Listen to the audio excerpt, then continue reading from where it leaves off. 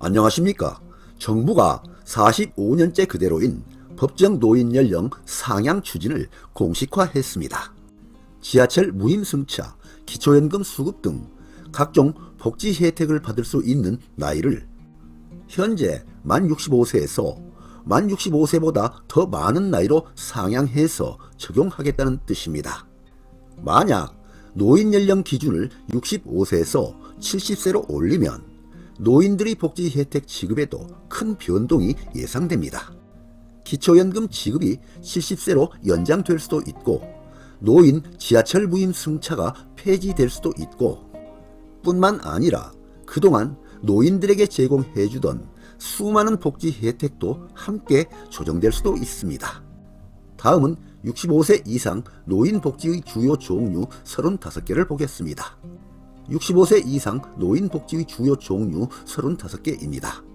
기초연금 제도, 긴급복지 지원 제도, 노후 긴급자금 대부 사업, 노후 준비 서비스, 어르신을 위한 요금 감면 제도, 은퇴금융 아카데미, 주택연금 제도, 기존주택 매입 임대주택, 행복주택 공급, 에너지 바우처, 국가 건강검진 제도, 노안 암 검진 및 개안 수술, 고혈압 당뇨병 등록 관리, 노인 치과 임플란트 지원, 노인 틀니 지원, 노인 무릎 인공관절 수술 지원, 지역사회 통합 건강증진사업, 어르신 국가 예방접종 지원 사업, 성인 암 환자 의료비 지원, 치매 검진 지원, 치매치료 관리비 지원 사업, 고령자 계속고용 장려금, 노인 일자리 및 사회활동 지원, 신중년 경력형 일자리, 중장년 기술창업센터 지원, 정부 지원 일자리 제공, 노인 맞춤 돌봄 서비스, 노인 보호 전문기관 이용,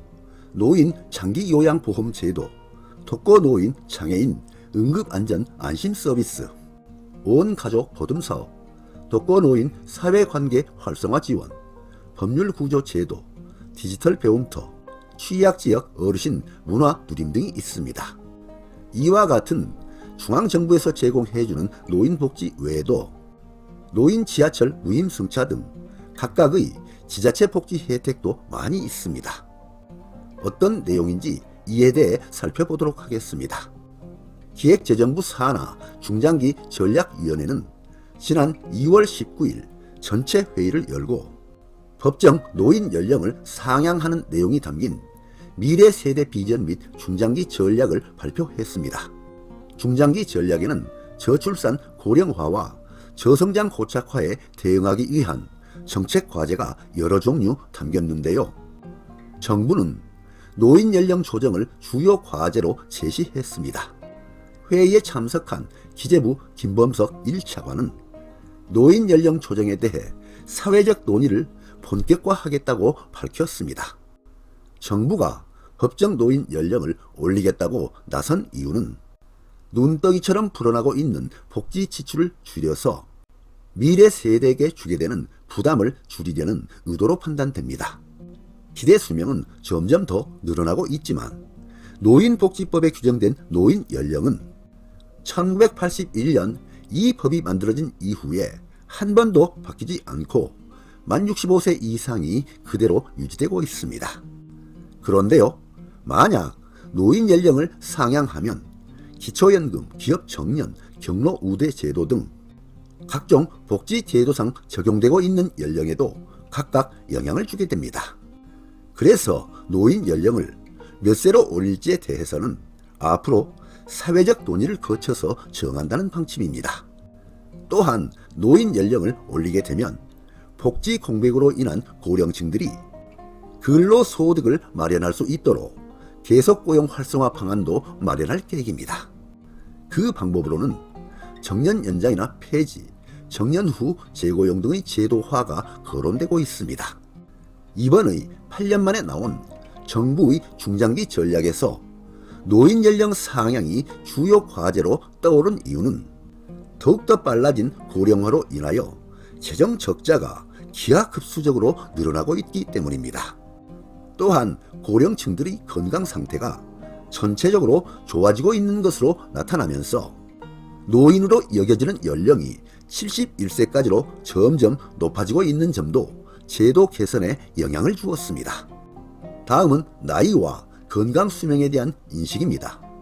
고령층 평균 근로 희망 나이는 73.3세, 노인이라고 생각하는 나이는 71.6세, 질병, 장애 기간을 제외한 건강 수명은 73.1세로 나타났습니다.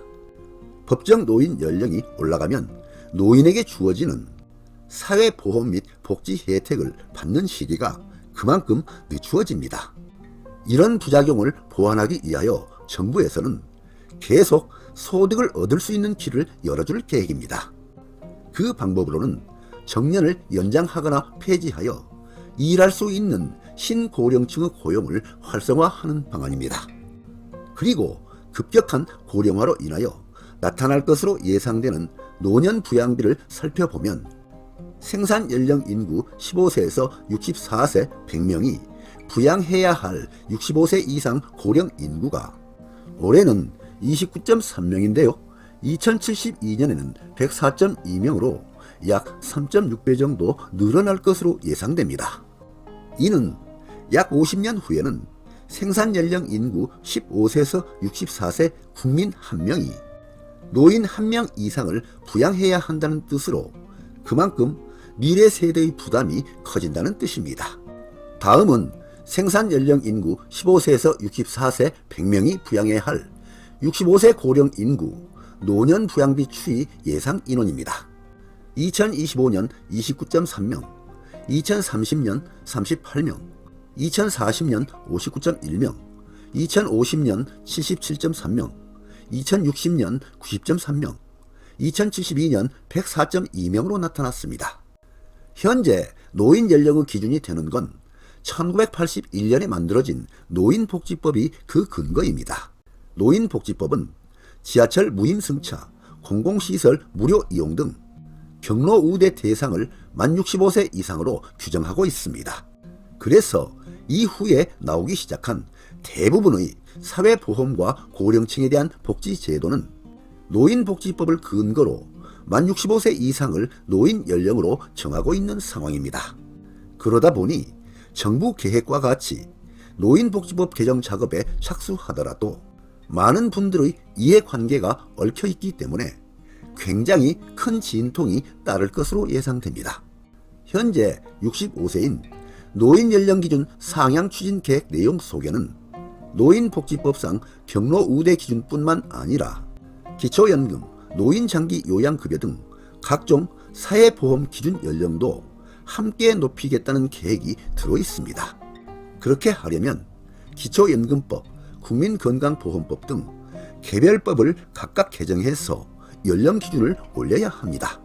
그러다 보니 어떤 종류의 복지제도부터 개정을 시작해야 할지 정하는 단계에서부터 의견 대립이 나타날 수도 있습니다.